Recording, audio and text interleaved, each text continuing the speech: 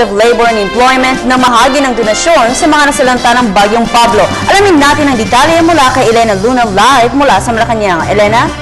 Maraming salamat, Habiba. Nakisa si Pangulong Aquino sa pagdiriwang kaninang umaga ng anibersaryo ng Department of Labor and Employment.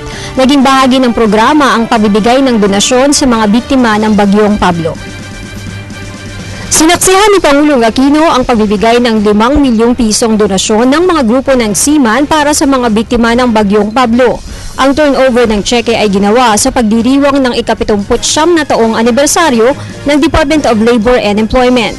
Tinanggap ni DOLE Secretary Rosalinda Baldos ang donasyon mula sa Associated Marine Officers and Seamen's Union of the Philippines at Japan Seamen's Union. Ang checking ito ay ibibigay naman ng DOLE sa DSWD. Ayon kay Pangulong Aquino, ang pagkalingang ito sa kapwa ay ng higit na kahulugan sa anibersaryo ng DOLE. Minado po akong hanggang ngayon, nakakaramdam pa rin ako ng lungkot at bagabag dahil sa pinsalang idinulot ng Bagyong Pablo.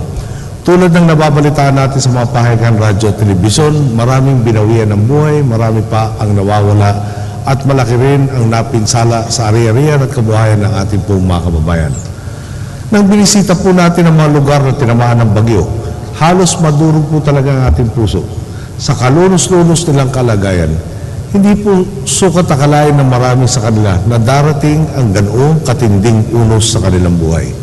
Sino man po ang makaranas ng ganoong uri ng trahedya talagang makakaramdam ng labis na pangungulila at kawalan pag-asa. Subalit sa mga ganitong sitwasyon, sinusukat ang katatagan natin bilang isang bayan. Sa ganitong pagkakataon natin binabandila ang tunay na diwa ng bayanihan na tatak ng ating lahi.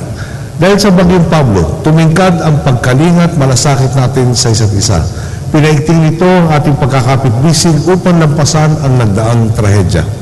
Kaya't higit makabuluhan at makahulugan ang pagdiriwan natin ngayon ng ika-79 na anibersaryo ng Department of Labor and Employment. Nagsisilbi itong lungsaran sa paghahandog ng tulong para sa mga biktima ng bagyo. Nasaksihan natin kanina ang pag-abot ng 5 milyong pisong tulong pinansyal ni Ginoong Conrado Oca ng Associated Marine Officers and Seamen's Union of the Philippines at Masahiro Kondo ng Japan Seamen's Union. Naglaan naman ang DOLE ng 1 milyong piso para sa mga kababayan natin sa Caraga at 7 milyong piso para sa ating manggagawa sa Davao. Bukod dito, nakahandap na rin ang 30 milyong pisong ipagkakaloob ng OWA para sa 6,000 apektadong pamilya ng ating mga OFW. Taos puso po akong nagpapasalamat. Nauna nang ipinag-utos ni Secretary Baldos ang pagre-release ng paunang 5.5 million pesos para sa emergency employment and livelihood ng mga manggagawang biktima sa Caraga Region at Compostela Valley. Kabilang sa mga unang tutulungan ang mga empleyado ng Freshmax Corporation sa New Bataan sa Compostela, kung saan nawasak ang taniman ng saging dahil sa flash flood. Dahil nga po malaki ang may tutulong ito sa lalo pang pag-aangat ng pag-asang makabangon ang ating mga kababayan. Saludo rin po tayo sa lahat ng buo-buo ng DOLE. Sa pangunguna ni Secretary Rosalinda Baldos, hindi biro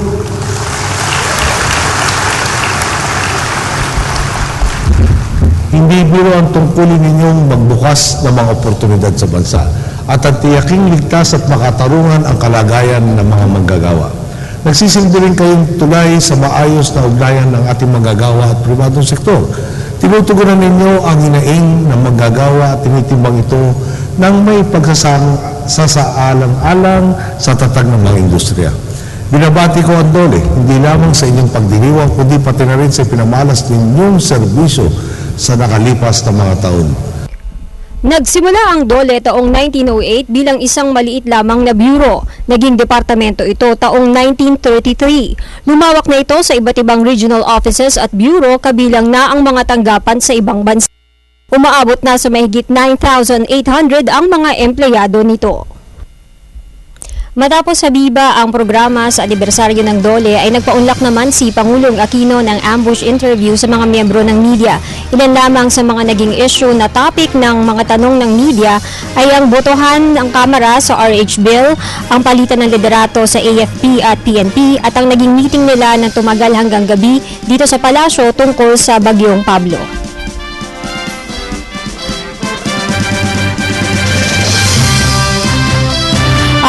Sinabi rin ng Pangulo kagabi na ang kanilang meeting ay nagsimula alas 3. Sinabi rin ng Pangulo kanina sa ambush interview na ang kanilang meeting ay nagsimula alas 3 ng hapon at tumagal ito ng 8:30 ng gabi.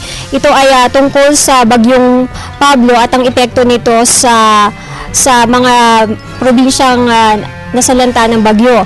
Narito na ang naging panayam ng media kay Pangulong Aquino.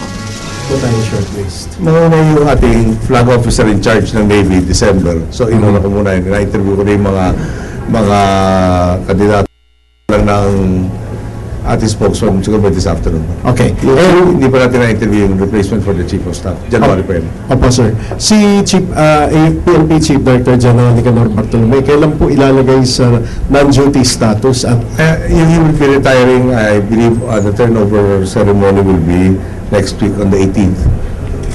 so totoo po. Kasi ubo-ubo lang po. So, 18. And next Philippine Coast Guard Chief, sir? I haven't interviewed the replacement. See, Admiral Tan is presently on leave, no? And Tuason is currently heading it. And as you know, they are very busy with the rescue operations ongoing. I understand naka-recover tayo ng survivors above 40 today, no? Fishermen. So I think mas importante yata nakatutok sila doon sa ating rescue operations kaysa mas importante yung kasi change of command. Okay. Thank you very much, sir. Okay. Senator Monte, Simbot. Good morning, sir. Sir, 3 interrelated questions po regarding sa RH bill. Last night, the lower house has already second reading the RH bill, and apparently neck on neck yung naging botohan. How confident are you that this bill will not be overturned in the coming sessions, and Hintayin na lang kaya natin yung resulta na gagawin nila by Monday. Sir, kasi nakita rin daw yung some of the members of your cabinet, sina Secretary Rojas and Lacerda and Abad, parang nag-increase yung concerns na parang naglalabi talaga ang government regarding this RH bill. And sir, Kaya yata naglalabas ng mga ating obispo, ating kaparian, ating ibang mga organisasyon na araw-araw nandun. Dumating yung mga member na kabinete kung mamamayan na Pilipinas, no, na pwede naman sigurong mag-witness nitong makasaysayang botohan na to, sasabihin sa isang araw na presensya nila, intense ang lobbying, may karapatan rin naman sigurong ipadama sa kinatawan. No, at yung meron tayong mga kapartido, except for Secretary Lacerda, Butchabad and Marojas are or were officers of our party, may mga kapartido tayong nagsasabi ng mga pressures nila kung sa galing sa at kung nag-lend ng moral support to ang mga member ng kabinete, may mali ba? sir, last point. Kasi yung Catholic Church is accusing the administration of using the PDAF to pressure the lawmakers to vote for RH. Well, I would invite you and I will invite them to look at all of the websites and see when all the releases have been done. And my understanding is everybody's PDAF had been released long before the vote. Thank you, sir. And please observe also those who voted against it, no, if they have not been given their PDAF. Thank you. Okay, ulit tanong. Noel Maribo, UNTV. Baka sorry, can I just add, baka pwede mag-appeal. Whenever we say something, we make it a point to ensure that what we say is verified and correct. So may we ask anybody to do likewise, to give us the courtesy of before accusing, just check on the available data. Sir, good morning. Update lang po sa Bagyong Pablo. After po ng meeting na Can I just check my cellphone dahil pinapacheck ako doon sa ano? Okay. No, sorry, it's still the same. 44 yung na-recover na fishermen alive. especially po doon po sa reconstruction po ng mga schools po doon sa mga natamaan ng bagyo. Ano po update po natin, sir? Yung Brother Armin has promised us na wala na tayong eskwelahan na shortage by next year, and I'm sure that they will be working on plans to redress na yung, not just the schools, mga bahay. No? We will discuss yung sums nakakailanganin para magkaroon ng assistance sa lahat ng totally damaged yung bahay. Tsaka yung pati na rin yung mga partially damaged. In Combal alone, I think there are something like 83,000 families affected. So, not probably all of them will need assistance, pero meron din talaga kailangan naman tayong tulungan doon. So, it's a question of rehabilitating communities. At ang instructions ko, ilagay natin sa check na ligtas. So, yung meeting namin kahapon started at something like 3 o'clock, natapos na mga 8:30, dire-diretso po yun. at napaka-extensive, no? But the concentration really is first dito sa relief, no? Certain areas of Combal, mahirap pa rin pasukan, no? By air, may mountain tops na mga between 8 to 9,000 feet or hills, no? Yung ceiling ng ating mga helicopter is roughly about 10,000. Yung pag bumaba yung cloud ceiling, malapit doon sa uppermost ceiling ng helicopters, endangered yung flight crew. So they can operate only when the weather permits, meaning mataas pa yung cloud ceiling at mapupuntahan itong isolated.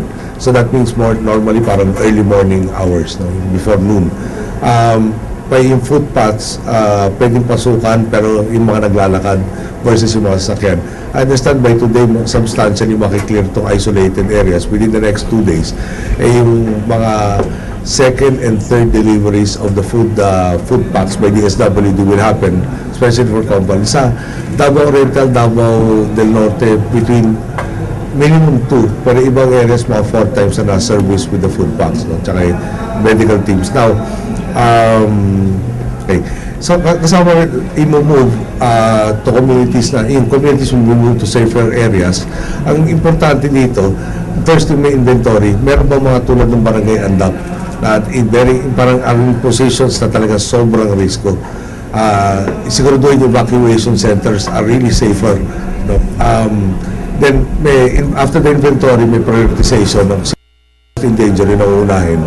Pero eventually, nagkakaroon itong mga summits dahil nga ililipat mo yung communities. Doon sa pinuntahan naming Boston, no? May mga hills right after the shoreline, no? Na are a natural barrier pag may mga strong na winds, no? So initially doon ba dapat ililipat kesa nandun talaga sa foreshore.